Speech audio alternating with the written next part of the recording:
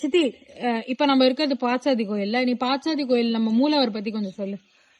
நம்ம பாட்சாதி கோயில் மூலவருடைய பேர் வெங்கடகிருஷ்ணன். அவருடைய தாயார் பேர் ருக்மணி தாயார். இங்க பெருமாள் இங்க என்ன ரொம்ப ஸ்பெஷல்னா, பெருமாள் மீசையோட இருப்பார். எந்த ஒரு திவ்யதேசத்தையும் எந்த பெருமாளும் மீசையோட இருக்க மாட்டார். ஏன் மீசையோட இருப்பார் அப்படின்னு கேட்டோன்னா, பெருமாள் பார்த்தனுக்கு சாரதியா இருந்து அர்ஜுனனுக்கு சாரதியா இருக்கவா, சாரதியா தேர் ஓட்டுறவா மீசை வச்சுக்கணும். சோ பெருமாள் மீசை வச்சுட்டு இருந்த குருக்ஷேத்திரம் முடிஞ்சு போர்லாம் முடிஞ்சு பெருமாள் ரெஸ்ட் எடுக்கிறதுக்கோசம் இந்த திவ்யதேசம் வந்ததா ஒரு ஸ்தல புராண ஐதீகம்.